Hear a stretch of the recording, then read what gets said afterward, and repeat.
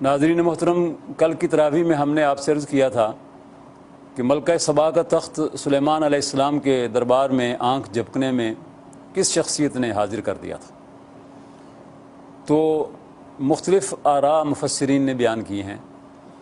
قرآن نے جو کہا ہے وہ ہے قال الذی عندہ علم من الکتاب، اس نے کہا جس کے پاس الکتاب کا علم تھا کہ میں آپ کے آنکھ جھپکنے سے پہلے اس کو آپ کی خدمت میں لے آتا ہوں، اور وہ لے آیا۔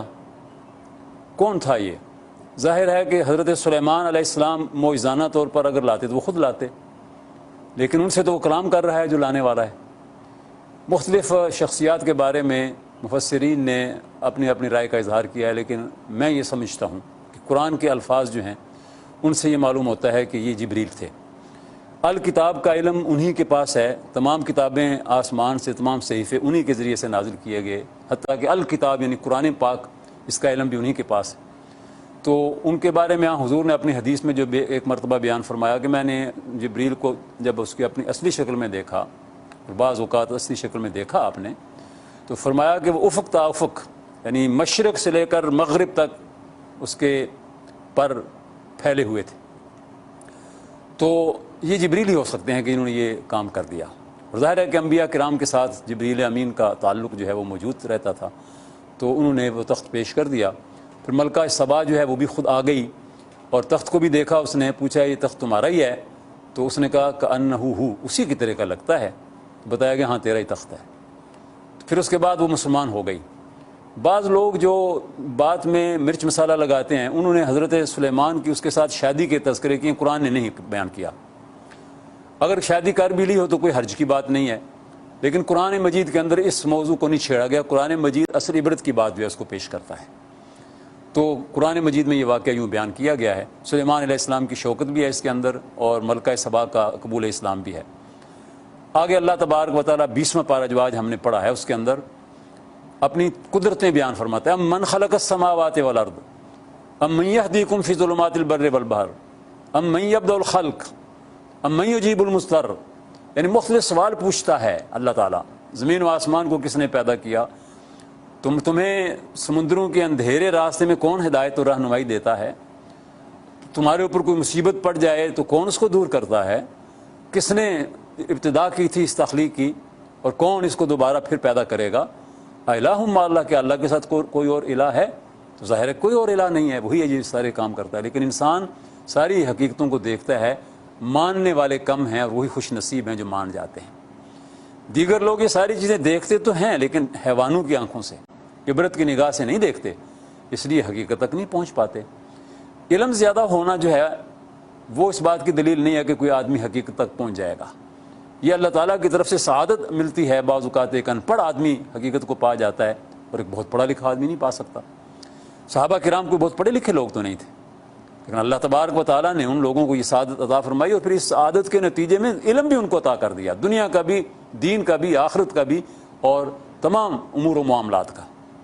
اللہ تعالیٰ اس صورت کے اندر یہ بات بھی بیان فرماتا ہے کہ قیامت کے قریب زمین سے ایک جانور نکلے گا، زمین سے لوگوں کے دیکھتے، تو کلمہم ان الناس کانوا بآیاتنا لا یوقنون، وہ اعلان کرتا ہوا ملکوں کے اندر جائے گا کہ لوگوں تم اللہ رب العالمین پر یقین نہیں رکھتے، یعنی قیامت ان لوگوں پر برپا ہوگی جو بالکل اللہ تعالیٰ کو بھول چکے ہوں گے، اور وہ جانور نکلے گا اور وہ اعلان کرتا ہوا تمام لوگوں کو متنبع کرے گا، کیا لوگوں اللہ تبارک و تعالیٰ پر تمہیں یقین نہیں ہے؟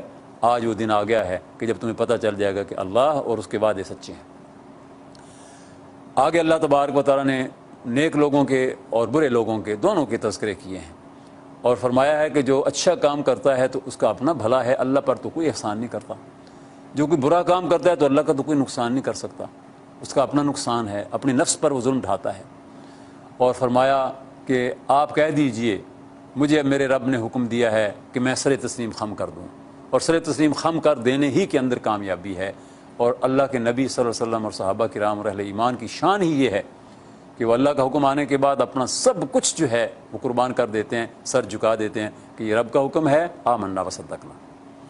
بحث مباحثے کی اس میں ضرورت ہی نہیں ہوتی، نہ اس کی گنجائش ہوتی ہے۔ آگے اللہ تبارک و تعالیٰ نے سورہ قصص بیان کی ہے، اور قصص کہتے ہیں قصوں کو، قصے کی جمع ہے قصص، واقعات، اور اس میں اللہ تبارک و تعالیٰ نے موسیٰ علیہ السلام کا تذکرہ کیا ہے تفصیلاً. اگر ہم یہ کہیں کہ یہ صورت پوری موسیٰ علیہ السلام کے حالات پر مشتمل ہے تو اس میں بھی کوئی مبالغہ نہیں ہوگا. بیچ میں کچھ اور مضامین آئے ہیں لیکن بیشتر حصہ موسیٰ علیہ السلام کے حالات پر ہے. پیدائش اور فرعون کا یہ حکم کہ اسرائیل کے بچوں کو قتل کر دیا جائے، وہ حکم لاگو تھا. ماں پریشان ہے، پھول جیسا بچہ اللہ نے عطا کیا، چاند سا بچہ ماں کی آنکھوں کے سامنے ہے، ماں کا دل لرز رہا ہے کہ اب کیا ہوگا. تو اللہ نے ماں کے دل میں یہ بات ڈالی، وَأَوْحَيْنَا إِلَىٰ أُمِّ مُوسَىٰ أَنْ أَرْضِعِيهِ. ہم نے موسیٰ علیہ السلام کی ماں کے دل میں یہ بات ڈال دی کہ اپنے بچوں کو دودھ پلاتی رہو، جب تمہیں خطرہ محسوس ہو کہ فرعون کے کرندے آ جائیں گے تو اس سے پہلے اس کو ایک پنگوڑے میں ڈالو اور دریائے نیل میں ڈال دو، اور کوئی غم نہ کرو، تمہارا بچہ تمہارے پاس واپس آ جائے گا. ماں کے لیے تھا تو بڑا مشکل، لیکن اللہ نے دل میں بات ڈال دی. موسیٰ علیہ السلام کو ماں نے خود اپنے ہاتھوں سے دریا میں ڈال دیا اور اپنی بیٹی سے کہا جو موسیٰ علیہ السلام کی بڑی بہن تھی کہ تم اس کے ساتھ ساتھ چلتی رہو، دیکھو یہ کہاں جا کر کنارے لگتا ہے، اس کا کیا انجام ہوتا ہے. تو بچی چھوٹی بچی تھی، لوگوں نے توجہ بھی نہیں کی، سمجھا کہ ویسے ہی کھیل رہی ہے، لیکن اس نے نظر رکھی ہوئی تھی اپنے بھائی کے پنگوڑے پر.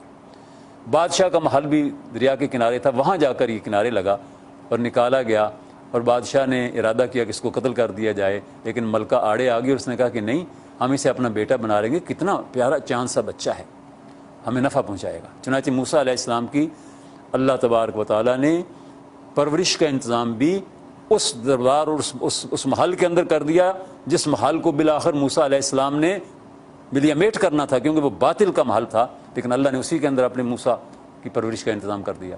کیونکہ خزانے تو سارے اللہ کے ہیں، وہ فرعون کے تو نہیں تھے، اللہ رب العالمین کے خزانے ہیں سارے کے سارے. تو موسیٰ علیہ السلام نے خواتین کا دودھ پینے سے انکار کر دیا. دودھ پیتا بچہ ہے، جو دودھ پلانے والی آتی ہے دودھ نہیں پیتا. تو ان کی بہن کہتی ہے کہ میں تمہیں ایک گھر کا پتہ بتاتی ہوں کہ وہاں ایک خاتون ہے، اس کو بلا کے دیکھو، شاید اس کا دودھ پی لے. چنانچہ موسیٰ علیہ السلام کی والدہ کو بلایا گیا، موسیٰ علیہ السلام نے فوراً دودھ پینا شروع کر دیا. گویا ماں کا روزینہ بھی لگ گیا، بچے کی پرورش بھی ہونے لگی.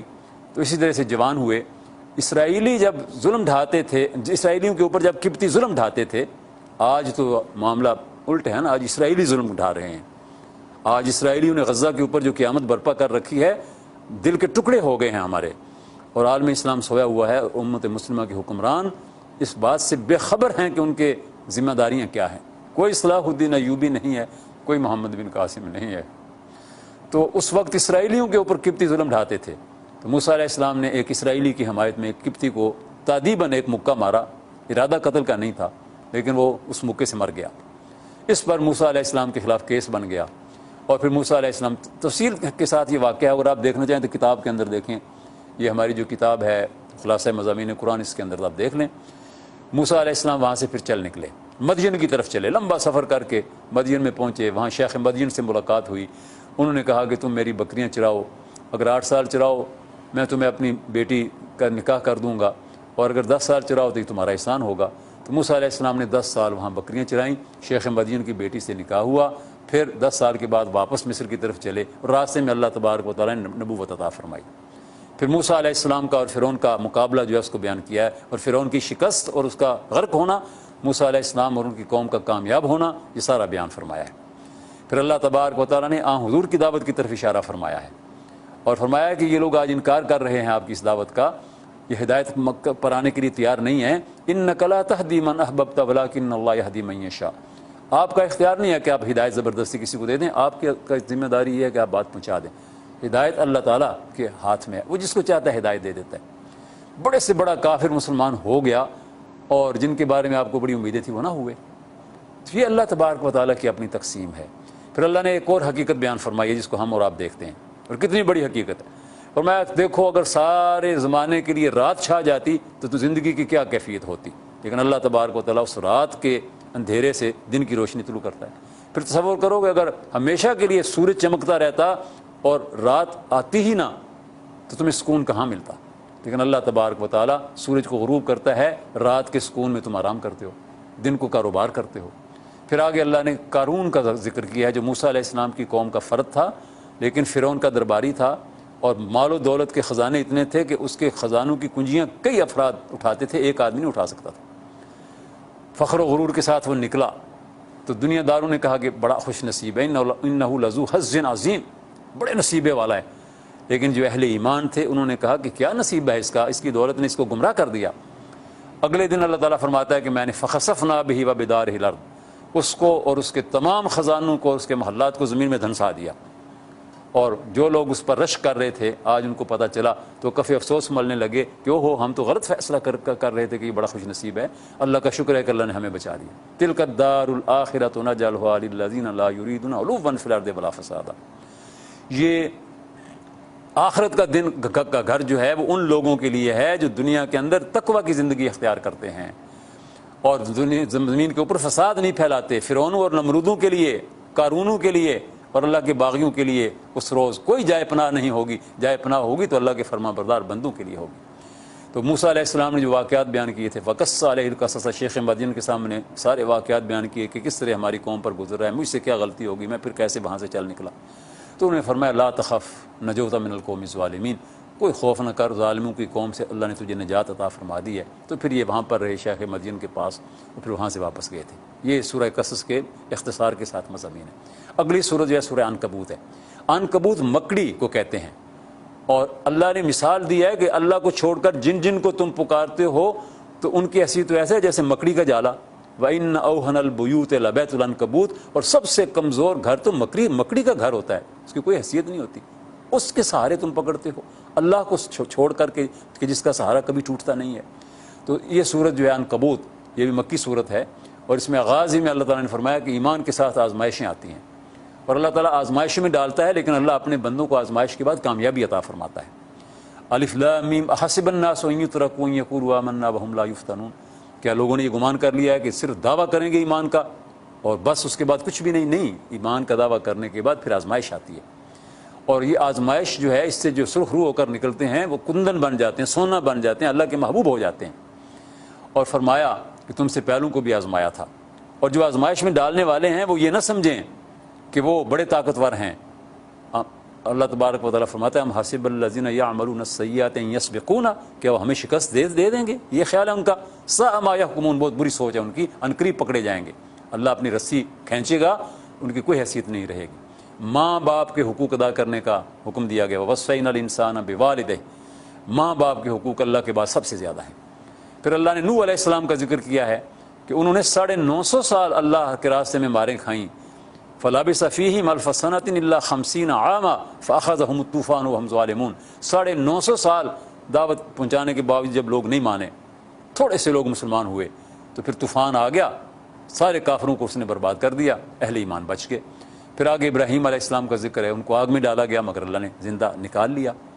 پھر آگے لوط علیہ السلام ان کی قوم کا ذکر ہے، شعیب علیہ السلام ان کی قوم کا ذکر ہے، پھر فرعون کا، حامان کا، قارون کا، باغیوں کا ذکر ہے۔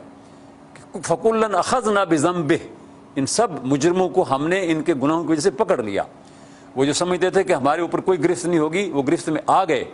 تو اللہ تبارک و تعالیٰ فرماتا ہے کہ إِنَّ أَوْهَنَ الْبُيُوتَ لَبَيْتُ الْعَنْكَبُوتِ لَوْ كَانُوا يَعْلَمُونَ، جن کو اللہ کے سوا تم پکارتے ہو ان کو پکارنا اور ان کا سہارا حاصل کرنا ایسے ہی ہے جیسے کوئی مکڑی کے جالے کا سہارا حاصل کرنے کی کوشش کرے، اور مکڑی کا جالا کوئی حیثیت نہیں رکھتا۔ اللہ تبارک و تعالی ہمیں توفیق عطا فرمائے۔ اللہ نے فرمایا اس منزل کے آخر میں ان فی ذلک لآیۃ للمؤمنین، یہ جو جتنی بھی اللہ تبارک و تعالیٰ کی آیات ہم پڑھتے ہیں، قرآن پاک کے جتنے بھی حصے پڑھتے ہیں، فرمایا مومنین کے لیے ان کے اندر نشانیاں ہیں۔ اللہ تعالیٰ ہمیں ان نشانیوں سے اپنے ایمان کو مضبوط کرنے کی توفیق عطا فرمائے۔ وآخر دعوانا ان الحمد للہ رب العالمین۔